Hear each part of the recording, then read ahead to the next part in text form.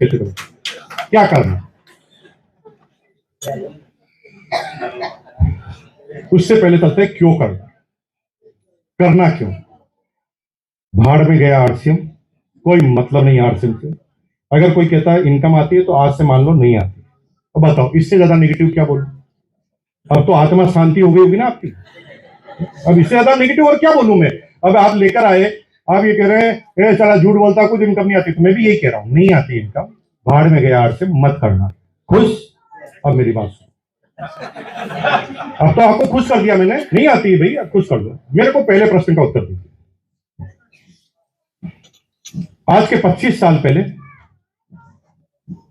गांव के लोग स्वस्थ होते थे और शहर के लोग बीमार होते थे। ये 25 साल पहले आपने देखा, और 25 साल में सब उल्टा पुल्टा हो गया। 25 साल में गांव के लोग ज्यादा बीमार होने लग गए और अब शहर के लोग स्वस्थ होने लगे। शहर में केजरीवाल जैसे आदमी हैं जो पूरे दिन भर कहते हैं धुआं कम करो। इतने जागरूक लोग हैं जो कहते हैं इतना पोल्यूशन है, घर घर में मशीन लगा रखी है पोल्यूशन को कम करने के लिए। ऑर्गेनिक फूड क्यों खाना चाहिए उस पर लेक्चर सुन के आते हैं। बड़े बड़े मैगजीन पढ़े हुए हैं और छोटे छोटे बच्चे बचपन से ही किताब में गाने बोलने लगे हैं, वह टमाटर बड़े मजेदार, एक दिन इसको चूहे ने खाया, बिल्ली को भी मार भगाया।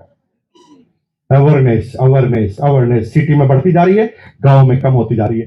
कॉमर्शलाइजेशन हुआ। पहले गांव में क्या होता था, एक गेहूं बोता था, एक मक्का बोता था, एक दाल बेचता था, सब एक दूसरे को एक्सचेंज कर लेते थे, सब ओरिजिनल मिलता था। मक्का वाला गेहूं दे देता था, गेहूं वाला मक्का दे देता था, सारी चीजें गांव में सब ओरिजिनल आ जाती थी। लेकिन अब उल्टा हो गया, कॉमर्शलाइजेशन हो गया। जब से ग्लोबलाइजेशन हुआ, किस चीज की कितनी रेट है, और जब से साइंस आई तब उसने पता लगा लिया कि आपकी जमीन किस फसल के लायक है। तो कॉमर्शलाइज फसल हुई।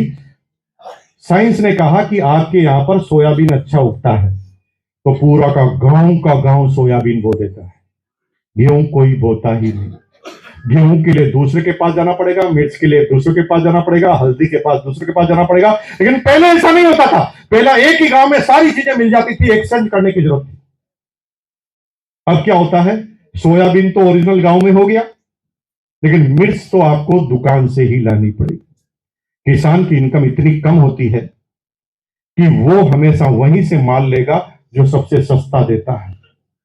ये सर नो। अब जहां से सबसे सस्ता देगा वहां पर आप कैसे सोच सकते हैं कि वहां अच्छी क्वालिटी मिलेगी। मेरे प्रश्नों के उत्तर दो भाई। 100 रुपए किलो मूंगफली का दाना है, 140 रुपए रेट है, मैं 100 समझाने के लिए राउंड फिगर बोल रहा हूं। 100 रुपए मूंगफली के दाने की रेट है, और आप रिसर्च कर लेना, 1 किलो मूंगफली के दाने से 250 ग्राम 250 ml ऑयल निकलता है, जिसे मीठा तेल, खाने का तेल आप कहते हैं। 1 किलो मूंगफली से कितना, 100 रुपए किलो मूंगफली, तो तेल की रेट कितनी होनी चाहिए। तो 400 रुपए में तो तेल नहीं मिलता, तेल तो 200 रुपए में मिलता है, फिर ओरिजिनल कैसे। नहीं नहीं, कंपनी ने लिखा है शुद्ध मूंगफली का तेल। मेरे भाई, भारत सरकार ने खुद ने 30% खाद्य तेल में दूसरे खाद्य तेल मिलाने की अनुमति भारत सरकार ने दे दी। लेकिन दूसरे खाने के तेल में पौष्टिक खाने के तेल भी आते हैं, लेकिन खाने के तेल में सबसे सस्ता खाने का तेल पॉम ऑयल भी आता है। पॉम ऑयल की खास बात है कि 3 महीने तक लगातार खाओ, ये 3 महीने ही काफी है आपके परिवार को उड़ाने के लिए। 3 महीने में काफी है, लेकिन वो ज्यादा प्रॉफिट के चक्कर में उस पॉम ऑयल की मात्रा पूरी की पूरी वो मिला देते हैं, और फिर हार्ट अटैक। लेकिन मजे की बात बताऊं, एक माइनस पॉइंट बताऊं, खाने पीने से जितनी भी बीमारियां होती है वो तुरंत नहीं होती। आज गड़बड़ खाया तो आज का आज कैंसर नहीं होगा, आज गड़बड़ खाया तो 1 2 साल 3 साल बाद इसका असर होगा, और 3 साल बाद जब असर होगा तो आपको पता ही नहीं होगा 3 साल पहले खाया क्या था, और आप पता नहीं लगा पाएंगे इस खान पान की बीमारी से। और पूरा हिंदुस्तान जकड़ता जा रहा है। पूरे हिंदुस्तान में एक ही इंडस्ट्रीज है जो हर साल 10% की रफ्तार से बढ़ रही है, और कंसिस्टेंसी के साथ एक ही इंडस्ट्रीज काम करती है, वो कहते हैं मेडिकल इंडस्ट्रीज। हर साल बढ़ती ही जा रही है, दुनिया जाए, कोरोना जाए, कुछ भी आ जाए, वो इंडस्ट्रीज बढ़ती ही है। और मेरे भाई, इतनी बढ़ने के बाद भी कोई हॉस्पिटल खाली नहीं, कोई मेडिकल स्टोर खाली नहीं। आज भी मरीज को बताने जाओ तो साला नंबर नहीं आता है, 1 2 2 3 3 घंटे तक। अरे ये क्या कबाड़ा कर दिया हमने अपनी जिंदगी में, क्या खा रहे हैं हम। 200 रुपए किलो सूखी मिर्च आती है, गांव में 150 रुपए किलो पीसी हुई मिल जाती है।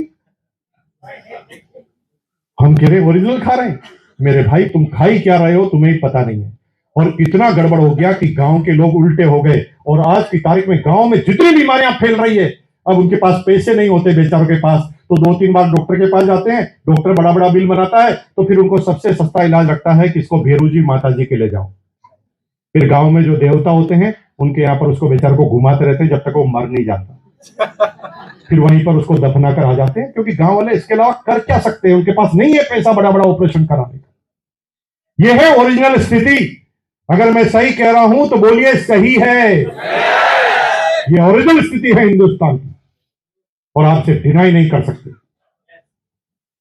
इतनी खतरनाक स्थिति हो गई। अब मुझे एक बात बताओ, अमूल घी, देसी घी सबसे शुद्ध घी आता है, सरकारी कोऑपरेटिव एजेंसी है अमूल घी, गुजरात में ये कंपनी पाई जाती है। अमूल का नाम मतलब विश्वास का नाम। आप अमूल का घी, देसी घी लेने के पड़ोस की दुकान पर गए, दुकान ने तुम्हें अमूल के डब्बे से घी दे दिया, अमूल का घी तुम ये विश्वास के साथ लेकर आ गए कि ये ओरिजिनल है, लेकिन गारंटी है कि ये ओरिजिनल है?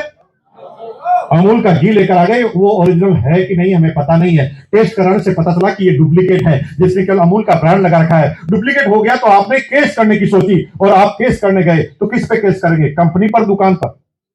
दुकान पे ही करनी पड़ेगी, कंपनी ने थोड़ी तुम्हें दिया, कंपनी तो ओरिजिनल ही बनाती है। दुकानदार पे केस करोगे, दुकानदार पर केस चलेगा कितने समय? जब दुकानदार मर जाएगा और खाने वाला मर जाएगा, उसके बाद रिजल्ट आएगा किसकी गलती। और ये इतना लेंथली प्रोसेस है कि आप कभी भी इसका पीछा नहीं कर पाएंगे, और डुप्लीकेट पे डुप्लीकेट होती जाएगी। और अब इतना डुप्लीकेट होने लग गया कि आप, कल मैंने न्यूज देखी, मेडिसिन में डुप्लीकेट। ज्यादा जिस चीज से तुम ठीक होना चाहते हो वो डुप्लीकेट। अब बताओ बचाई क्या डुप्लीकेट होने की।